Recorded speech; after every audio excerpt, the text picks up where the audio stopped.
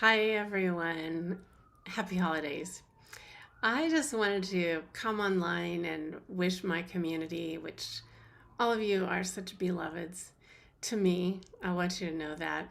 I wanted to wish you a happy holiday season, and it's past Christmas, but we're still in that energy of the solstice and the return of the light. And, I hope that each and every one of you does know that you are the light, that you are what makes this season glow. And when each and every one of you shines forward your light and allows your truth of your essence, your soul to be the light, it brightens it for all of us.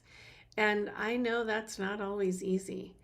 And I know it's not always believable, and I know it's not always natural until it is. But the more that I've been in stillness these past days and um, in the quiet and tending to my own needs really in my body, the more I've just become assimilated once again with this beloved truth that I forgot for a while, that there is some kind of inherent nature in us. There is a soul power and the light of God and the divine that has a plan for us, and that it's much better than the plan my human brain could comprehend or come up with or conjure up or think that I know. And I've been humbled really to my knees the past weeks as I've climbed out of a hole.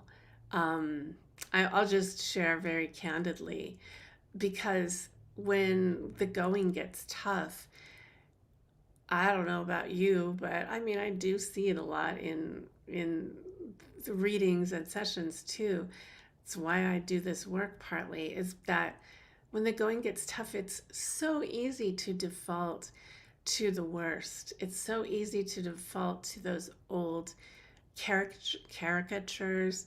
It's so easy to default to these beliefs like, oh my God, I'm being punished, or God doesn't love me, or I just can't figure it out. Or in my case, as I'm healing cancer, it's like defaulting to I might be dying, and uh, something bad really might be happening with my body. And I've had to grapple with that because I had a health issue that it, it wasn't necessarily, everything is interrelated in our bodies. I know that this ecosystem that's my body has so many different systems in itself, and it's all related to what's manifesting as cancer or other things. And the healing of that is all related. I'm figuring things out piece by piece. But I went through this time of quite intense pain from something going on, and I'm out of it now because thankfully my doctor, my Chinese medicine doctor I work with, helped me find the path, and I had some other assistance too from above and from some soul sisters.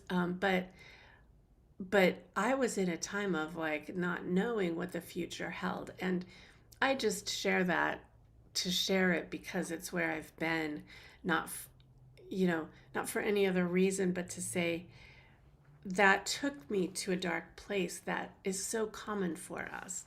And it's so easy to default back to our old ways of, oh my gosh, the sky's falling, oh my gosh, I'm not, in my case, I'm not worthy, uh, I'm not loved. It's so ludicrous when I get back into my true self and know the truth of who I am. And that's the secret, knowing who we are and knowing that we are loved so profoundly, and knowing that my soul actually does love me so much that I'm being granted this experience to deepen my trust in everything, my knowing, my wisdom. I mean, on a day like today, I can trust well, the gifts of all of this are immeasurable. And while I truly wouldn't wish this on anybody, and I don't really wish that I had this path in which to learn these lessons, I did. And for now, that's the thing going on with me. And I best get on with appreciating that fact and knowing, well, there's got to be something that is coming of it for me. And I've been reading some teachings by Yeshua, and he literally, it has struck me and it's stuck with me, and it's been part of my coming out of the hole, where he literally in this teaching says that his crucifixion was, now, I mean, I'm just saying this as something that was channeled, that I read, that resonates with me. I don't mean to start anything else with it, because there are infinite truths to everything, but it was his channeling and his soul saying he chose that means, the crucifixion, as a way to experience and to almost like challenge himself to stay in the experience of complete unconditional love, even under those circumstances, even whilst being nailed to a cross. And he did it. And he resurrected from it and lived on. And I needed to read it that way so dearly and badly, because I have had to tell myself and come to a truth that surely my soul is giving me this experience of this, this recurrence of cancer that could seem a lot of ways to a lot of people, and to the medical system, and to the lab reports, and to me, if I, but I do ultimately get to choose what I'm making of it and what story I'm telling about it. And again, on a good day, in these times when I'm in my truth, it's like, wow, okay, well, I did choose something pretty big in order to kind of like go big with my own faith, with my own depth of love for myself. And I do say that because I know we're in this time of extraordinary opportunity and importance, of loving ourselves so much that we give ourselves what we need. And we know that we're being given what we need at all times, no matter how hard it seems. And to stay out of martyrdom or victimhood of that is intense power. And the power to choose, well, this is happening for me. This is all happening for me, even though I don't know how it's going to end, and I can't know, and I honestly can't care, because I can only trust that it's going to end in a way that leaves me all the better in some way, even if that's in spirit after this life ends. It's brought me to that, and I'm sharing this because I want to, and because it's deepening my truth about this and why we're having these experiences. So if you're having an experience that you're questioning or wondering, might you gift yourself a belated Christmas gift, an early New Year's gift, an early 2026 gift of remembering that your soul has a plan. Your soul's plan is purely out of love for you. And it's way better to love it than to hate it, like I was doing, honestly speaking. It's way easier to love it. It's way easier to accept it and allow it to show the things that need to be shown so we can move through it. And it's like when I do these things, I realize, wow, if the moment I do actually fully surrender, then stuff starts to happen. Synchronicities start to happen. People come into my life, or medicine comes into my life, or a new way comes into my life that is ultimately what I needed all along. even if it's soul medicine, and it's way better than I could have imagined. So we're ending astrologically. Uh, Everybody probably knows this, but what's a 9 year? So 2025, 2 plus 2 plus 5 is a 9, and that's a completion year. And 2026 is a 1 year or a 10 year, and that's a new beginning. And so the New Year's is just a few days away, and we're stepping into a new beginning. And I am thankful for the ride that I've had, and I'm thankful that I dropped so much baggage before stepping onto the escalator steps of this new year, which I'm going to be riding into in a state of trust and a state of faith and a state of knowing.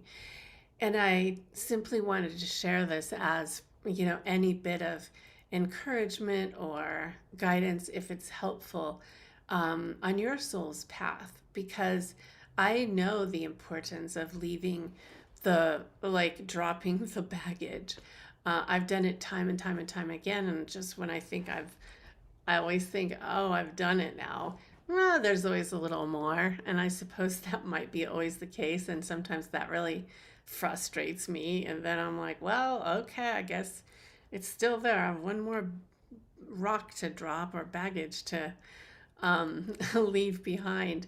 And I am grateful for the fear and doubt and the pain that causes. I'm grateful that I'm leaving that behind in the old energies as I step into the new year and, frankly, into this co-created new earth energy that we're in, which is being co-created through our hearts. So what is it that you might want to simply unbutton from, unbuckle, shed, leave behind as this New Year's Eve approaches, as the new year comes? Because it's a really good time to get real clear and walk into it with a clear heart so that you can receive, the newness, you can receive and appreciate the factors, the gifts, the knowing, the all of that comes as you let yourself be illuminated by your truth. And so that's my message. It's an in-between holiday message this year. I thought of you all so much during Christmas, and I was so grateful, but I was also grateful to be fully present with my adult children and my own self and taking care of things. So it's a belated Merry everything, and a bit of the vibrational force that's been helping me open my heart more and helping me expand in a new way as I journey into the new year. And I just offer that as an invitation. Maybe you'll want to open your heart a little bit more. And how can you do that? What does that mean for you? Maybe you'll want to surrender and receive a new perspective. And what does that look like? Maybe you'll want to start to plan, but leave it open for ideas beyond your wildest imagination to start to trickle in, because you surrendered old ways and you forgot old patterns, and you're saying, wait a minute, okay, well, higher self, soul, God, universe, what could be even better than I could have imagined? And I've always been promised that by spirit, and I've been peeling away and peeling away and peeling away all the illusions that have kept me from that as my literally undying truth. And it would just be my wish that you find that some of that shedding if you need it, and then also some of that opening, like a calla lily. The guides will often show me the image of a calla lily, which is so open to receiving the sunlight, receiving a bee to pollinate her, receiving rainwater in. It's like the perfect vessel to receive. And they often show us being that. It's also so representative of many things. The lily in general is the Trinity. It's a very special flower in general. And so I have that image again that to share too. Like, how can you become that purely open vibrational field of a calla lily saying, hey, fill me up, God, universe, source, show me soul path, higher self. There's so many words for it.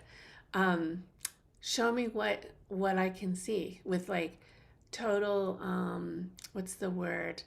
Um, Innocence, total surrender and forgetting what once was so that you can receive something better than you could imagine.